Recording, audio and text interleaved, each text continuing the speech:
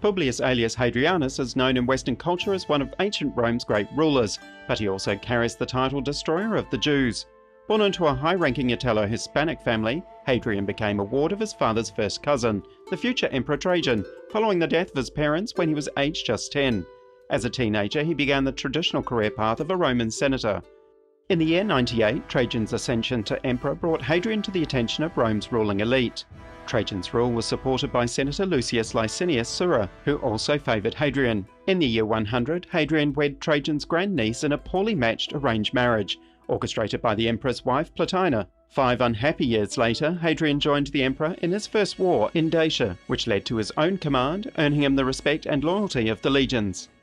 With the help of Senator Sura, Hadrian's career progressed rapidly to the position of consul, but Sura mysteriously died soon after, halting Hadrian's career, as senators opposed to Greek influence in Rome gained power. Hadrian escaped to Athens, keeping his head down.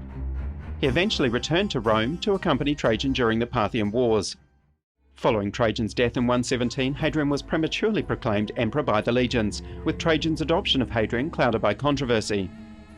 4 senators were quickly assassinated without trial, blighting Hadrian's relationship with the Senate, and his vision of Rome as a commonwealth with Athens as its cultural capital was not well received. In 122, construction of a great wall began in Britannia, marking the furthest edge of empire and the end of imperial expansion. In 123, Hadrian fell in love with a Greek youth named Antinous during a visit to Turkey, taking him back to Rome for an education befitting of an imperial consort.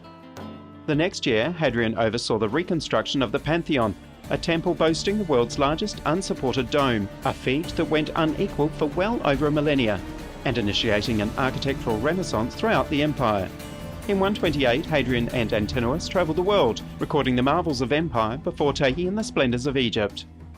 In 130, Antinous mysteriously drowned in the Nile, leaving Hadrian devastated. In his grief, he deified the young man, overriding the Senate's objections, and established a cult to worship him. Hadrian also ordered statues to be erected across the empire. In 132, the construction of a new Roman city on the ruins of Old Jerusalem in Judea resulted in a war that devastated the region. Following a Roman victory, Hadrian expelled the remaining Jews and the region was renamed Syria Palestina, denying them a homeland for 1,800 years. The rest of Hadrian's life was marred by ill health and he retired from public life to write poetry. He died aged 62, his ashes entombed in his personal mausoleum in Rome.